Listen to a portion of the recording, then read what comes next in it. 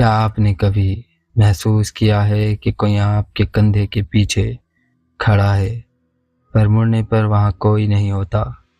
آج کی ویڈیو میں آپ کے لیے لے کر آیا ہوں ریڈٹ کی 3 ایسی سچی اور خوفناک کہانیاں جو آپ کی راتوں کی نیند اڑا دیں گی۔ یہ صرف کہانیاں نہیں ہیں بلکہ ان لوگوں کے تجربے ہیں جنہوں نے موت اور پیرانارمل دنیا کو قریب سے دیکھا ہے۔ پہلی سٹوری، ایک ملٹری ٹریننگ آئی لینڈ جہاں کوئی عام انسان نہیں رہتا، وہاں ایک چھوٹی بچی کی آواز اور لڑکی کے بالوں کا گچھا کہاں سے آیا؟ دوسری کہانی، جب ایک امیر دوست کا گھر بھوت بنگلہ بن گیا، واکی ٹاکی پر انجان آواز نے جب نام لیا تو ڈر سے روح کانپ گئی۔ اور تیسری اور آخری کہانی، ایک بے رحم دادا جی کی موت کے ٹھیک 20 منٹ بعد ان کی روح دادی کے پاس کیوں آئی؟ کیا موت کے بعد معافی ممکن ہے؟ السلام علیکم دوستو، میرا نام فرید ہے اور میں ہارر سٹوریز نریٹ کرتا ہوں۔ اگر آپ کو اپنی real life horror story share کرنی ہے تو ڈسکرپشن میں دیے گئے ای میل ایڈریس پر سینڈ کر دے، میں اسے یہاں اپنی آواز میں نریٹ کروں گا۔ تو چلیے بڑھتے ہیں آج کی پہلی کہانی کی طرف۔ میں ملٹری میں تھا اور ہمارے ٹریننگ کیمپ کے بنک کے بارے میں مشہور تھا کہ وہاں بھوتوں کا بسیرا ہے۔ اکثر ہمارا سامان غائب ہو جاتا اور عجیب جگہوں پر ملتا، جیسے بیڈ کے نیچے یا ان بیگز کے اندر جنہیں ہم نے خود بند کر کے رکھا تھا۔ شروعات میں ہم نے سوچا شاید یہ انسانی غلطی ہے اور یہ کوئی عجیب بات نہیں ہے، کیونکہ اکثر ایسا ہوتا ہے کہ ہم کسی چیز کو کہیں اور رکھ کر کسی اور جگہ ڈھونڈتے ہیں۔ لیکن پھر ایک ایسا حادثہ ہوا جس نے سب کے رونگٹے کھڑے کر دیے۔ ایک رات کی بات ہے، لائٹس آؤٹ ہونے کے بعد میرا ایک دوست اپنے بیڈ پر لیٹا اپنی گرل فرینڈ کو میسج کر رہا تھا۔ ہم میں سے زیادہ تر لوگ نیند کی آغوش میں تھے۔ اچانک اسے کوریڈور سے کسی کے چلنے کی آہٹ سنائی دی۔ اسے لگا شاید سارجنٹ چیکنگ پر ہے، تو اس نے چھٹ سے اپنا فون تکیے کے نیچے چھپایا، کروٹ لی اور سونے کا ناٹک کرنے لگا۔ جو اس کے بعد ہوا وہ آج بھی میری ہڈیوں تک کو ٹھنڈا کر دیتا ہے۔ جب وہ سونے کا ناٹک کر رہا تھا، اسے ٹھیک اپنے پیچھے بیڈ کے دوسری طرف سے ایک آواز سنائی دی، فکر مت کرو، تم سونے کا ناٹک جاری رکھ سکتے ہو۔ میں اسے اس کے دماغ کا وہم کہہ کر ٹال دیتا، مگر میرے سمیت وہاں موجود 5 اور لوگوں نے بھی وہی آواز صاف سنی تھی۔ سب سے زیادہ خوفناک بات یہ تھی کہ وہاں کوئی نہیں تھا اور وہ آواز ایک چھوٹی بچی کی تھی۔ آپ کی جانکاری کے لیے بتا دوں، ہمارا ٹریننگ کیمپ ایک آئی لینڈ کے بیچوں بیچ تھا۔ مین ایڈمن بلاک سے کافی دور وہ آئی لینڈ پچھلے 15 سالوں سے سرکاری طور پر صرف آرمی ٹریننگ کے لیے بند تھا۔ وہاں کوئی عام شہری نہیں رہتا تھا، بچے تو دور کی بات ہے۔ خیر، اس بات کو ہم لوگوں نے زیادہ سیریس نہیں لیا۔ ہمیں لگا شاید بہت زیادہ تھکن اور نیند کی وجہ سے ہمیں ایسا لگا ہو، اور وقت گزرتا گیا۔ لیکن بات تب اور ڈراؤنی ہو گئی جب ہم ویکینڈ کی چھٹی کے بعد واپس اپنے کیمپ میں آئے۔ جب ہم اندر آئے تو ہم نے دیکھا میرے اس دوست کے بیڈ پر عورتوں کے بالوں کا ایک گچھا رکھا تھا، لمبے اور بالکل گہرے کالے بال جو بہت سلیقے سے باندھے ہوئے تھے، اور اس کے تکیے کے نیچے ایک پرچی ملی جس پر لکھا تھا، یاد ہوں میں؟ جیسے میں نے کہا، ہم ایک جنگل کے بیچ ایک آئی لینڈ پر تھے۔ اس وقت پورے آئی لینڈ پر ایک بھی عورت ریکروٹ نہیں تھی، نہ اسٹاف میں موجود تھی۔ ہمارے بنکس ویکینڈ پر بلاک رہتے تھے، اور ڈیوٹی سارجنٹ کو اس رات والے حادثے کے بارے میں کچھ پتہ نہیں تھا۔ ہم نے اس رات کے بعد کبھی اس بارے میں بات نہیں کی۔ آج بھی اس کے بارے میں سوچ کر میری روح کانپ جاتی ہے کہ آخر وہ بچی کون تھی اور وہ کالے بال نہ جانے کس عورت کے تھے۔ اگر آپ کو یہ کہانی پسند آئی ہو تو ویڈیو کو لائک شیئر کر کے چینل کو سبسکرائب ضرور کر دے تاکہ آنے والی ویڈیوز کی نوٹیفیکیشن آپ کو ملتی رہے۔ تو چلیے بڑھتے ہیں آج کی اگلی کہانی کی طرف۔ جب میں 10 سال کا تھا، میں اپنے سب سے اچھے اور قریبی دوست ٹائلر کے گھر پر تھا۔ وہ ایک بہت امیر فیملی سے تھا۔ اس کا پریوار جارجیا کے ایک پہاڑ پر ایک بہت ہی شاندار گھر میں رہتا تھا۔ ٹائلر مجھے ہمیشہ اپنے گھر میں ہونے والی ڈراؤنی چیزوں کے بارے میں بتاتا رہتا تھا، جیسے کہ اسے اچانک آنکھیں دکھائی دیتی تھی، ٹی وی دیکھتے دیکھتے اپنے آپ بند ہو جاتا تھا، یا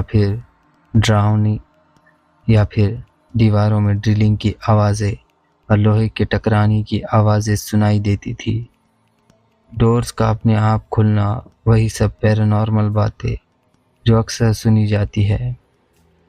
لیکن میں کبھی اس کی باتوں پر یقین نہیں کرتا تھا، کیونکہ یہ سب باتیں مجھے صرف کہانیاں لگتی تھی، جب تک کہ میرے ساتھ یہ حادثہ نہیں ہوا۔ ایک دن کی بات ہے، جب میں اس کے گھر گیا۔ ہم دونوں لگ بھگ 1 گھنٹے سے ان کے ہاٹ ٹب میں بیٹھے ہوئے تھے، تبھی اچانک میرے اندر ایک بہت ہی عجیب اور گھبراہٹ والی فیلنگ آئی کہ مجھے جلدی سے اس ٹب سے باہر نکلنا چاہیے۔ ٹھیک اسی وقت ٹائلر نے میری طرف دیکھا اور کہا، ہمیں ابھی یہاں سے نکلنا ہوگا، اور اس کی آواز میں صاف ڈر دکھ رہا تھا۔ ہم دونوں بھی ٹائم ضائع کیے بغیر اس ٹب سے باہر کودے، خود کو سکھایا اور تیزی سے گھر کے اندر بھاگے۔ جیسے ہی ہم اندر گئے، ٹائلر نے پیچھے کا دروازہ لاک کیا اور چیک کرنے کے لیے اسے کھولنے کی کوشش کی، لیکن وہ اچھے سے لاک ہو چکا تھا۔ پھر ہم پچھلے دروازے کے پاس بنے مووی ایریا کی طرف بڑھنے لگے تاکہ نیپولین ڈائنامائٹ نام کی مووی دیکھ سکے جس کے لیے آج ہم ملے تھے۔ لیکن تبھی اچانک ہم دونوں کو پھر سے وہی خوف محسوس ہونے لگا۔ ہوا میں کسی سڑے ہوئے جانور کی بدبو پھیل گئی۔ ٹائلر کا DVD ریک اپنے آپ گر گیا اور ساری موویز اڑ کر بکھر گئی، اور ٹھیک اسی وقت وہ پچھلا دروازہ جو لاک تھا پوری طاقت سے کھل گیا۔ پھر کیا تھا، ہم نے اپنی جان بچائی اور اوپر والے دوسری مووی روم کی طرف بھاگے۔ وہاں ہم نے بین بیگز اور کرسی کا ایک فورٹ بنایا تاکہ اس انجان دشمن سے خود کو بچا سکے۔ آج میں نے ان چیزوں کو محسوس کیا تھا جس پر میں کبھی یقین نہیں کرتا تھا۔ اس دن کے بعد سے میرا بھوت پریتوں پر یقین ہو گیا۔ میں یہ ماننے لگا کہ ہمارے علاوہ بھی دنیا میں دوسری مخلوق بھی موجود ہے جو ہمیں دکھائی نہیں دیتی، لیکن ہمارے آس پاس ہی موجود ہوتی ہے۔ اور یہ اکیلا ایسا حادثہ نہیں تھا جو ٹائلر کے گھر میں ہوا تھا۔ ایک اور کہانی ہے جو میں آپ لوگوں سے شیئر کرنا چاہتا ہوں۔ ٹائلر کے پاپا ایک ہنٹر تھے اور ان کے پاس بہت سارا ہنٹنگ گیئر تھا۔ خاص کر کے ان کے پاس کچھ واکی ٹاکیز تھے جس سے ہم دونوں کھیلنا پسند کرتے تھے۔ ایک دن ہم انہی واکی ٹاکیز سے کھیل رہے تھے۔ ٹائلر سڑک کے پار باہر تھا اور میں اندر سے کھڑکی کے باہر اسے دیکھ رہا تھا۔ ہم بات کر رہے تھے کہ یہ کتنی کول ہے، تبھی اچانک واکی ٹاکی پر کانچ ٹوٹنے کی آواز آئی اور اس کے بعد بہت سارا شور آنے لگا۔ میں حیرانی سے ٹائلر کو دیکھ رہا تھا اور وہ سڑک کے پار سے مجھے دیکھ رہا تھا۔ تبھی واکی ٹاکی پر ایک ایسی گہری اور خوفناک آواز آئی جو مجھے آج بھی یاد ہے۔ سامنے جو کوئی بھی تھا اس نے میرا نام لے کر کہا، سب کیسا چل رہا ہے؟ اس کے بعد پھر سے کانچ ٹوٹنے کی آواز آئی اور سب کچھ خاموش ہو گیا۔ میں نے ہمیشہ سوچا کہ شاید کسی نے ہمارا وہ رینڈم واکی چینل پکڑ لیا ہوگا اور وہ کافی دیر سے ہماری باتیں سن رہا ہوگا، لیکن مجھے یاد نہیں کہ میں نے کبھی اس پر اپنا نام لیا تھا۔ اس دن کے بعد سے میں واکی ٹاکیز کا استعمال زیادہ نہیں کرتا۔ اگر یہ ویڈیو بھی آپ کو پسند آئی ہو تو ویڈیو کو لائک شیئر کر کے چینل کو سبسکرائب ضرور کر دے۔ تو چلیے بڑھتے ہیں آج کی آخری کہانی کی طرف۔ میری فیملی کے لیے یہ کوئی کہانی نہیں بلکہ ایک ایسی حقیقت ہے جسے آج بھی یاد کر کے ان کی روح کانپ جاتی ہے۔ میرے دادا جی، انہیں انسان کہنا شاید غلط ہوگا، وہ ایک درندے تھے۔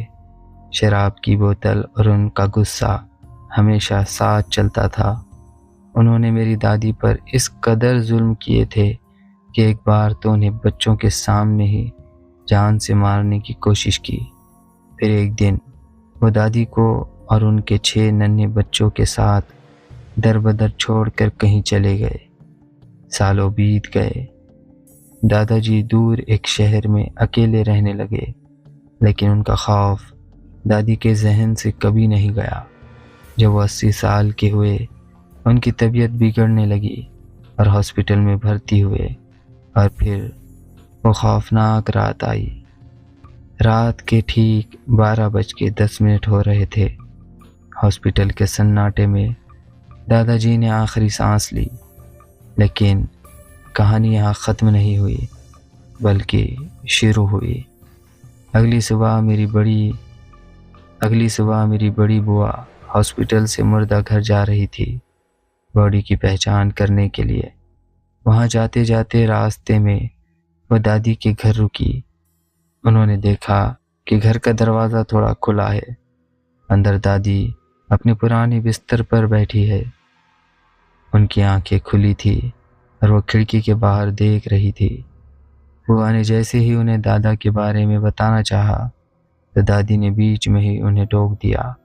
ان کی آواز میں ایک عجیب سی ٹھنڈک تھی، اور پھر دادی نے کہا، بڑا بھاری دن ہے، وہ مڈ نائٹ کے تھوڑا بعد چلا گیا ہے نا؟ بوا یہ سن کر تھوڑا پریشان ہو گئی۔ انہیں لگا شاید دادی کی یادداشت کھونے کی بیماری انہیں بہکا رہی ہے۔ بنا کچھ کہے وہ مردہ گھر چلی گئی، لیکن وہاں جا کر ان کے ہوش اڑ گئے جب انہوں نے ڈیتھ سرٹیفکیٹ دیکھا، جس پر موت کا وقت ٹھیک 12:10 لکھا تھا۔ بوا جلدی سے دادی کے پاس واپس آئی۔ ان کا دل زور سے دھڑک رہا تھا۔ انہوں نے پوچھا، اماں، آپ کو کیسے پتہ چلا؟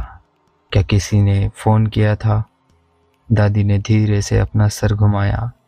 ان کے چہرے پر ایک ایسی مسکان تھی جو بوا نے پہلے کبھی نہیں دیکھی تھی۔ دادی نے بتانا شروع کیا، رات کے ٹھیک 12:30 بج رہے تھے۔ میرے کمرے میں اچانک سردی بڑھ گئی تھی۔ میں سو رہی تھی، پر کسی کے قدموں کی آہٹ سے میری نیند کھل گئی۔ میں نے دیکھا وہ وہیں کونے میں کھڑے تھے، وہی پرانی شرٹ، وہی چہرہ، لیکن ان کی آنکھوں میں غصہ نہیں بلکہ ایک عجیب سا دکھ تھا۔ دادی نے بتایا کہ دادا جی کا سایہ دھیرے دھیرے ان کے بستر کے پاس آیا۔ وہ بول نہیں پا رہی تھی، لیکن دادی کو ان کی آواز اپنے دماغ میں سنائی دے رہی تھی۔ وہ رو رہے تھے۔ انہوں نے دادی سے اور اپنے بچوں سے ان تمام ظلموں کی معافی مانگی جو انہوں نے سالوں پہلے کیے تھے۔ دادی نے آگے کہا، میں نے انہیں معاف کر دیا۔ میں نے کہا کہ اب وہ سکون سے جا سکتے ہیں، اور جیسے ہی میں نے یہ کہا وہ دھوئیں کی طرح ہوا میں غائب ہو گئے۔ یہ کہہ کر دادی دوبارہ اپنی جگسا پزل جوڑنے لگی اور ایک پرانا دردناک گیت گنگنانے لگی، جیسے کچھ ہوا ہی نہیں ہے۔ بوا وہیں کھڑی رہ گئی، یہ سوچ کر کہ جو انسان پوری زندگی نفرت پھیلاتا رہا، کیا واقعی اس کی روح معافی مانگنے کے لیے موت کے بعد لوٹ کر آئی تھی۔ ایک آخری بات جو دادی نے ہمیں بتائی تھی، جو میں بیچ میں نہیں بتا پایا۔ دادی نے کہا تھا، دادا جی کی موت کے ٹھیک 20 منٹ بعد ان کی روح دادی کے کمرے میں ان سے ملنے آئی تھی۔ وہ وہاں کسی کو نقصان پہنچانے نہیں آئی تھی، بلکہ اپنی روح کے سکون کے لیے معافی مانگنے آئی تھی۔ اگر آج کی کہانی آپ کو پسند آئی ہو تو ویڈیو کو لائک شیئر کر کے اپنے ان دوستوں کے ساتھ ضرور شیئر کرے جو بھوتیاں چیزوں پر یقین نہیں کرتے، اور ساتھ ہی چینل کو سبسکرائب کر کے بیل آئیکن دبا دے تاکہ آنے والی ویڈیوز کی نوٹیفیکیشن آپ کو ملتی رہے۔ تو ملتے ہیں آپ سب سے اگلی دل دہلا دینے والی کہانیوں کے ساتھ۔ تب تک اپنا خیال رکھیے۔ اللہ حافظ۔